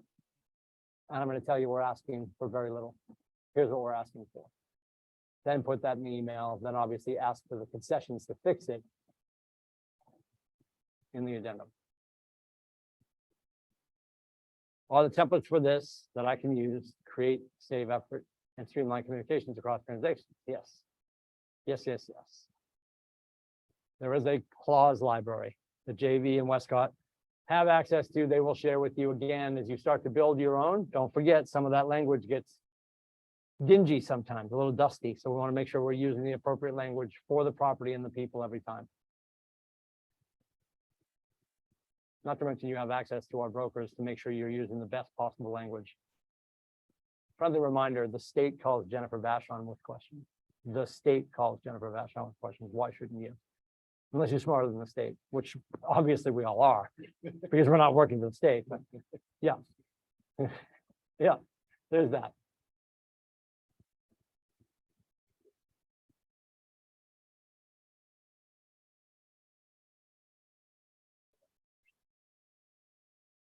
Yep. And I'm telling you, to that point too, Miles, especially, when your face is in contracts on Wednesdays and you call them, they know it's a good question. They're going to take everyone's call. The question is, do you want to be an eye roll before they pick up the phone or not? Right? They're going to know it's a good question because you're always in contract. This was probably about a year ago. JV got a call on a Wednesday and JV's like, well, we went over that today in contracts. And the girl was like, when is that? Don't piss off mom. JV's like, every Wednesday since Jesus until at least next week. Yeah. I can't promise you we'll be there Wednesday because, Putin has a lot of missiles, but it's been going on since Jesus. Yeah. We've been doing this forever. It is fascinating. It really is. It's one of my favorite answers when somebody's just like, when are you going to teach that class again? I'm like, yesterday. I just taught it yesterday, right? Because watch after business planning clinic on June 29th. We're going to get back from the 4th of July. Yeah, when are you doing that again? September. Breathe and breathe. This is really important. This is great for the entire company because it gives us an opportunity to understand there's lag indicators and lead indicators. This is a lead indicator for the company to understand what you guys have in, not to mention to be able to start to track your pipeline, getting stuff into opportunities, not just when you have signed contracts, but as soon as you get somebody signed as a buyer, get them in, not just when it goes to purchase and sale. I know we have to go here to close our stuff, but you should be getting your stuff in as soon as possible. Massive opportunity for our system, for our company to understand what we have coming so we can start to forecast where we're at and see opportunities for training and stuff like that.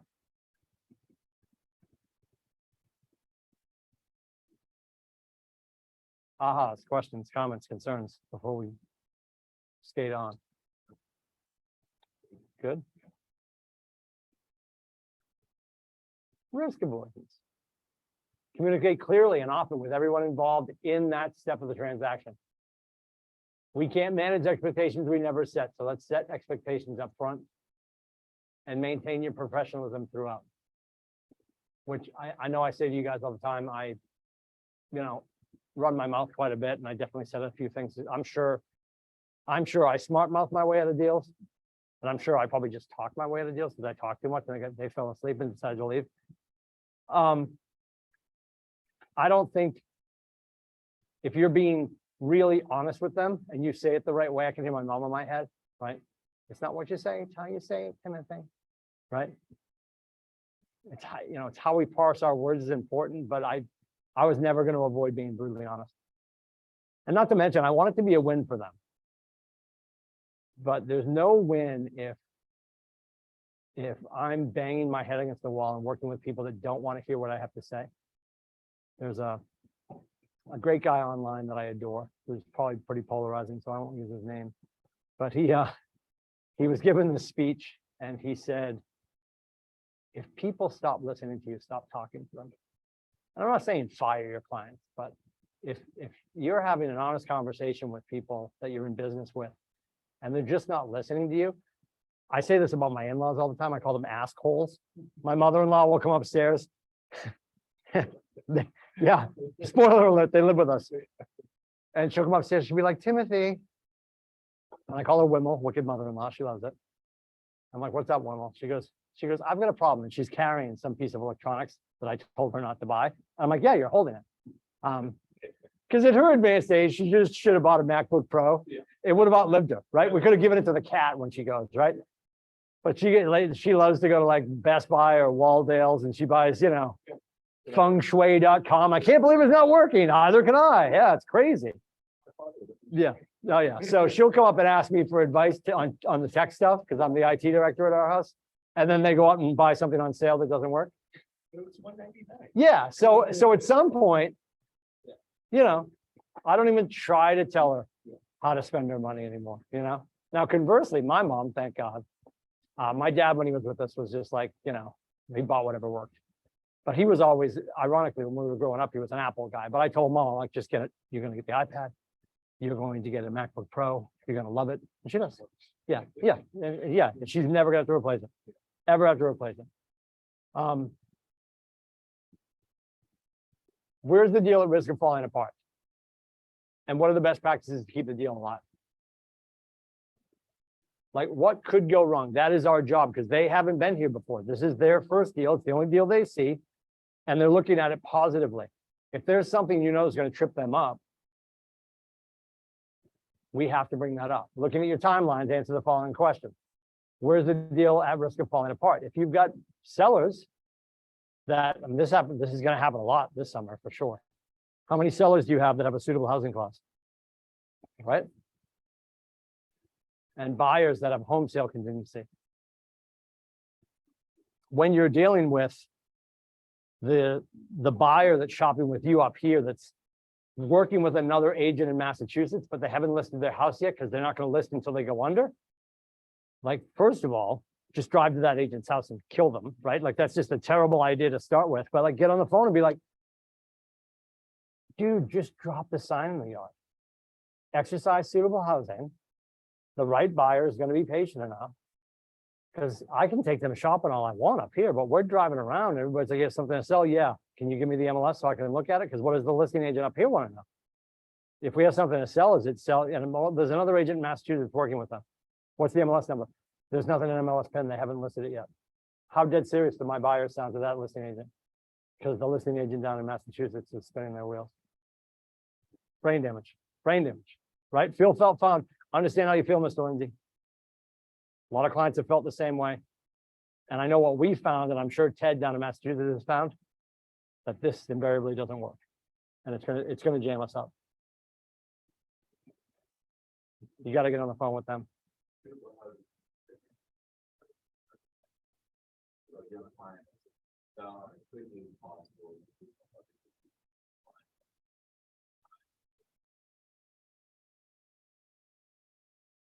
I'm just one of the things. Suitable housing is when we go under contract, you have to understand as soon as we're gonna contract, my sellers in Massachusetts are asking for 45 days to find an appropriate property, right? But then at that point, well communicated, now I got Jimmy in Massachusetts, keeping an eye out for stuff, because he's got friends in New Hampshire I don't have, right? I'm working, and guess who else is working? The listing agent. Now there's 3 agents making sure that everybody gets what they need. There's 3 dominoes in play. There's 6 families in play. Like, that's how we have to look at it.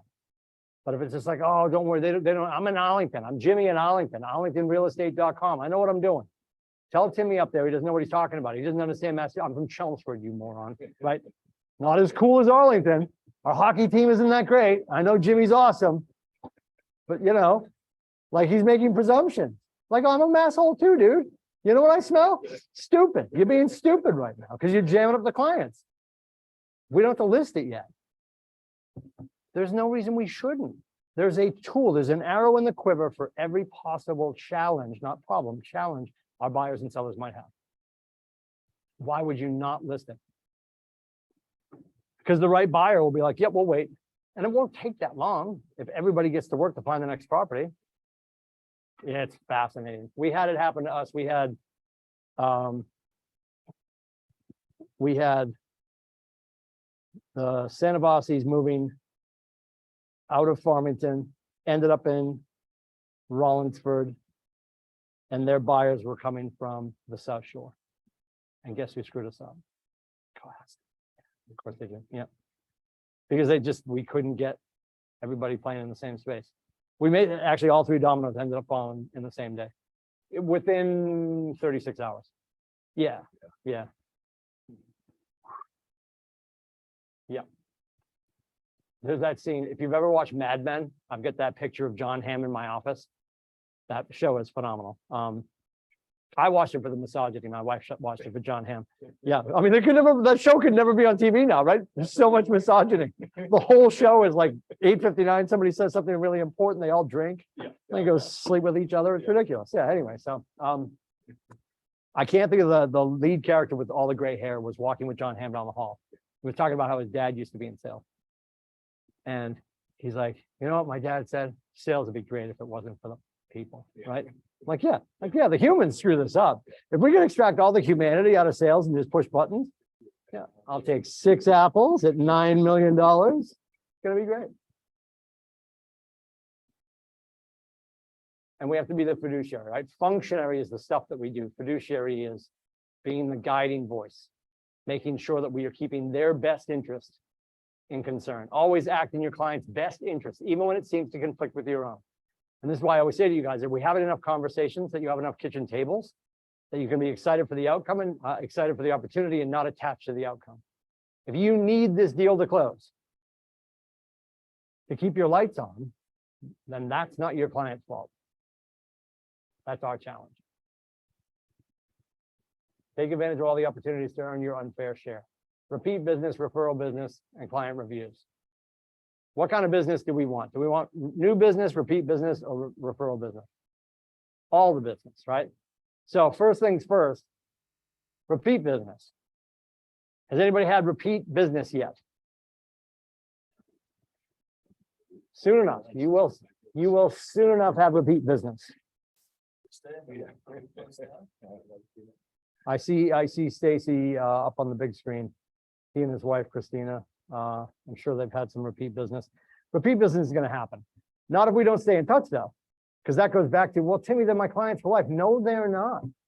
Everybody just left the closing table. That contract is closed.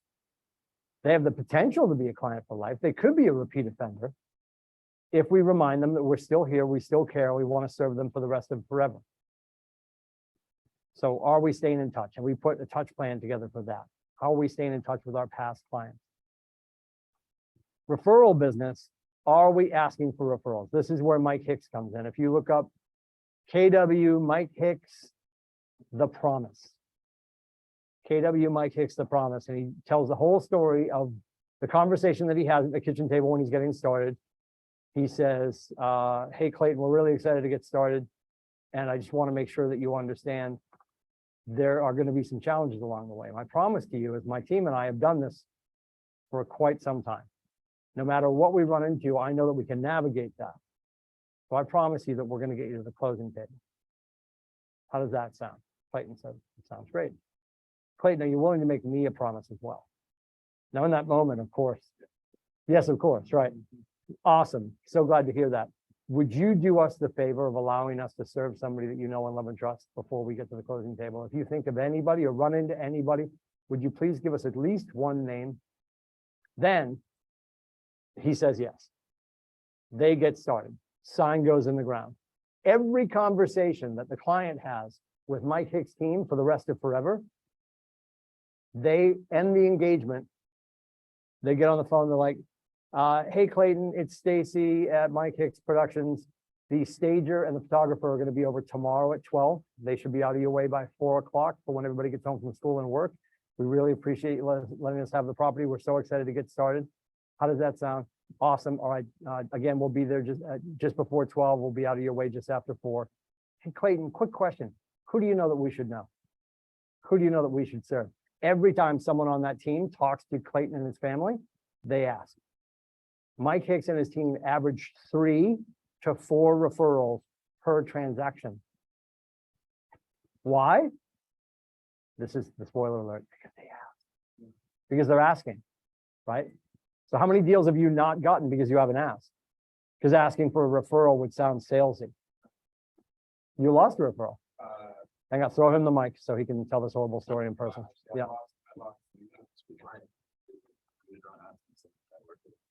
Go ahead again. So when I had first started, I learned the hard way. Mhm. At my 9 to 5, I have someone that was looking to buy a condo. Mhm. They knew I had just gotten my license. And I didn't want to be too pushy, and so I waited for them to come to me. Long behold, I waited too long. They found an agent that helped them find a condo. They closed, he bought the condo. Mhm. And he came to me after and said, well, I would have loved to have worked with you, but you never came to me. So it could have been as simple as going up to them saying, hey, I would love to work with you. I know you're ready to buy. You've been talking about it for months. Let's do this. But because I had never said anything at all, I missed out on a Yes. great opportunity. Yep. As your coach, I'm thrilled that happened I am because it well. will never It was- happen it was a again. fantastic It will experience. never happen again. And I Yes. just recently actually got to hand over a referral to someone moving to Virginia. So that was Sweet. so much fun. Yep. Yesterday, I making the phone calls, Yep. getting connects. talking to Did you send the referral paperwork over? specialists.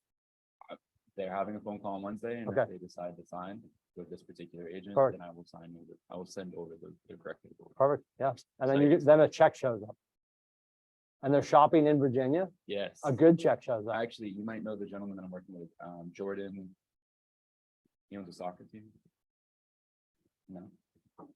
He's quite experienced. He's over 1,000 homes and everything. It's been a pleasure to work with him thus far. Really? But the greatest part is that he actually, this was something I was gonna ask, but he beat me to it, is that because these are people that are quite close with me, they kind of want me along the process. And Yeah. since I'm still learning, he's happy to include me in the emails and things like that so that I can watch his process. Sure. And learn. So it's Yep. not only a referral, but it was a great learning experience. Yep. As And, well as and, networking. and friendly reminder too, and have him do it, right? Maybe if you're all on a call together. Yep. Or you can certainly do it too. At some point, you need to say to the clients that you're sending down to him, I'm along for the ride. Jordan's being super gracious and allowing me to sort of peek in on his process as I get started. Yep. I am not here for any guidance. Right. He is steering the ship. Okay. Right. That's, They cannot come back to you on the side and be like, hey, is he doing the right thing here? Nope. that Nope. cannot happen. So I appreciate he's letting you peek in on it. You're at surgery with him. Sounds like they have a fine line. You're at surgery with him, but you're up in the balcony, Okay. okay? That's a great way to put it. And you have to let them know, I'm not a phone call or text away. Any questions about the transaction and the way it's going goes to him. I'm simply here I'm right next to you. Yep. And with all due respect, I'm learning with you. Jordan's been gracious enough to allow me in on his process. I'm not here as a second fiduciary. I do have a question. Yep. Let's say something happens, that's a breach of contract or fiduciary duties. And they come to me because I'm the only other agent that they know and trust to say, hey, I think that's some, I've been wrongfully done. Yeah. Do I go? Jen Vashon, Jen Bosch. Yep. And, we go to our broker, right? Yep, all right, say Yep. no more. Thank you. 1000%. Last one, client reviews. What kind of reviews do we ask for? Chocolate covered 5-star reviews, nothing less. I don't ask for a review, I ask for a 5-star review. And when you get to the point where you guys are at the closing table, the night before the closing table, and you just simply say, you know, Mr. Lindsay, it's been great working with you. We've really enjoyed the experience. I trust you have as well. You've said so many nice things throughout the transaction. Would you be willing to cobble together a couple of paragraphs, a line or two, and write and give us a 5-star review? They're going to say yes. They'll do it. Get that to Google, right? Start doing. I know a lot of people do stuff on Billo. Great. Billo can shut that off yesterday. Google is where your SEO is. So get it onto Google, 5-star reviews. Then if they write something phenomenal, I say this to you guys all the time, if they write something really good, get their permission to Frankenstein that however you choose. Because if they give you 2 really juicy paragraphs, I'm going to pull pieces of that out and refresh my website for 6 years, right? And it's going to look like the end of a movie trailer where they're like, People Magazine, I can't believe he was topless. Like all the little, you know, the little one-liners, right? You know, yeah. Super important that you get to Frankenstein that however you want. Every conversation throughout the transaction with your buyer and seller, just like Mike Hicks, it's ridiculous what he's doing by simply asking for the referral. And at the close as well, when you're asking for the 5-star chocolate covered review.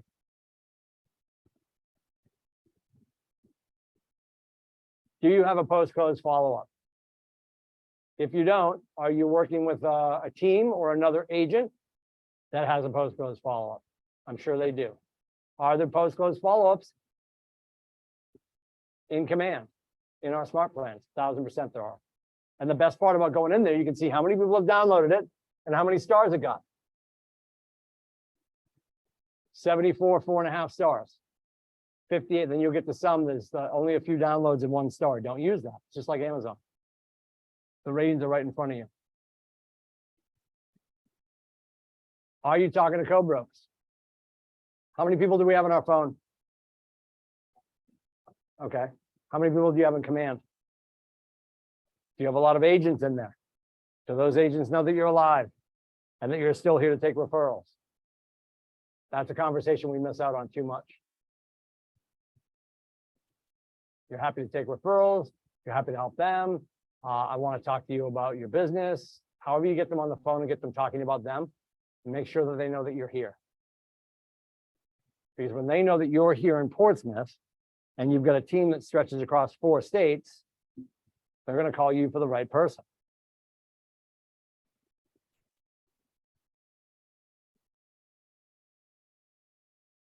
Who's gotten perilously close to 10 conversations in one day? Anybody? Yes. 10? Yep. Perfect. What are you doing? Phone calls? Actually, I'm part of a nonprofit that reaches all the way over to Africa. There's people that come from all over the country that meet. And so we do 4 quarterly meetings up to our December trip. And in those meetings, there's usually 10 to 20 of us. So that was Nice. kind of like a bang, boom. What's December? Mission trip? Yeah, it's Sweet. school building, building. That's schools awesome. For young women. But at Awesome. all ages. No, it's this year it's the Homa, she's gonna pronounce it wrong every time. She's gonna kill me. Starts with a P. I trust you. Yeah. Yeah, but it's Yeah. for the minority health, and it's a great trip that I'm really looking to expand on. But anyways, yes, I was Awesome. happy about checking that out. Very cool. 10 contacts added to your database.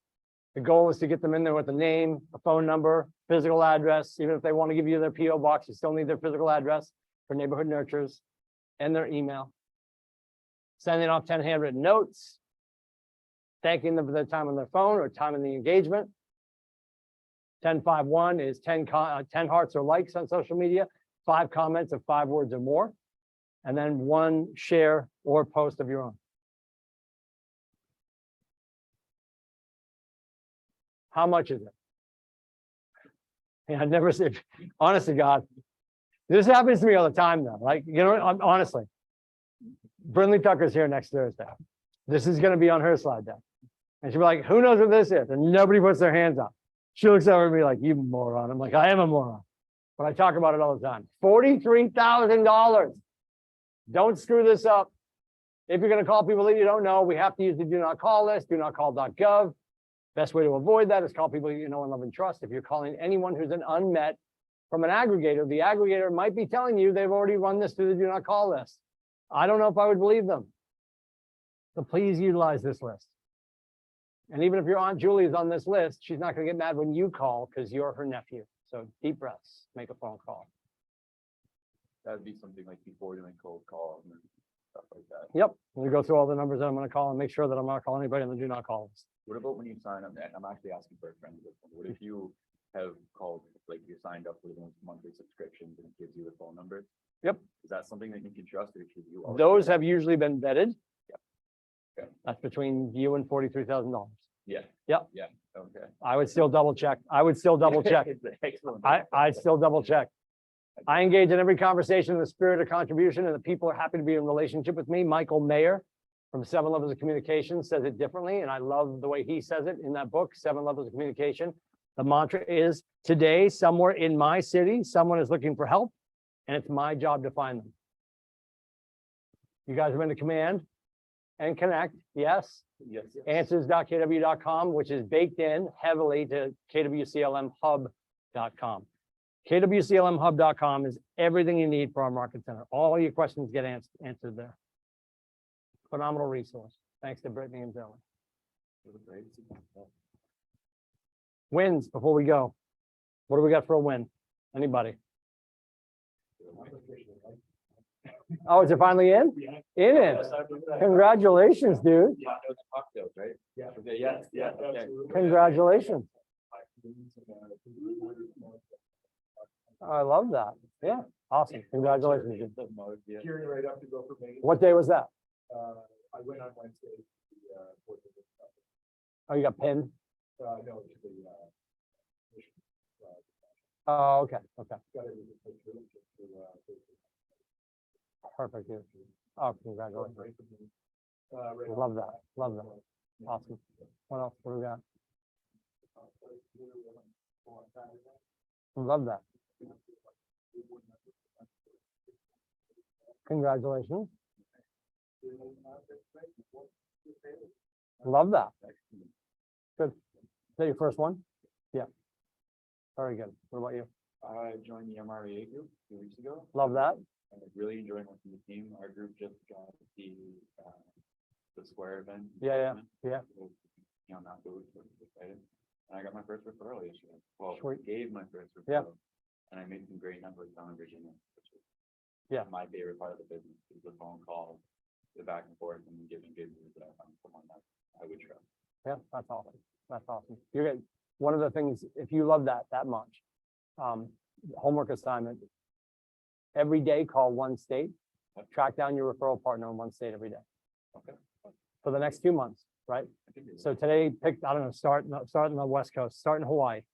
Yeah. I want to say, if you look up the Hawaii Market Center, I want to say it's Tong is the owner. He's a great dude, him and his wife Okay. and their family, TONG.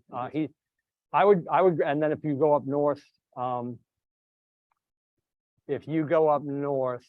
actually, if you go for Scottsdale, Arizona, I know I just said, I live well, in stay with me. What's that? I live in Scottsdale. So in Scottsdale, the owner is Krista, and the coach there is Joe Quattrucci. She also owns in Alaska, so she'd know. Because the thing I think we get hung up with, like, oh, I need 90 people in California. No, you need one superstar in California. Yeah, so Because can they're- you recommend going to the market center and finding our referral contacts that way and just calling one of those kind of things? I would, if you go into command and go into referrals, you go into referrals through command, you can punch into each state and you can find, just go to Los Angeles. And there's gonna be a ton of people, obviously, but if you can find one in there who's currently on the ALC, a bold graduate, Yep. and has, 40 listing sites. Okay. Right? Because that's the other thing we always get tied up in our heads. We're like, well, I got a buyer who's going out to San Diego. I need a great buyer's agent. No, I don't. And no disrespect, but the great buyer's agent is going to be on the team with the greatest listing agent. If I'm sending a fat kid out for a bear claw, I'm not going to send him out to like another person, right? I'm going to send him out to the bakery. right? So I always want to, I'm going to send all my referrals to the person who has the most listings. Okay. If you have a buyer referral, I need a great buyer's agent. Guess where that great buyer's agent probably works? On the team with the most listings. Yep. Yeah, they sell the most bear claws. Send your fat kid to them, right? So super important to think about it that way. We're back in here Wednesday to shut it down. So we're back on Wednesday. I appreciate your time, guys. You got it, bud. Got my first, what gave my first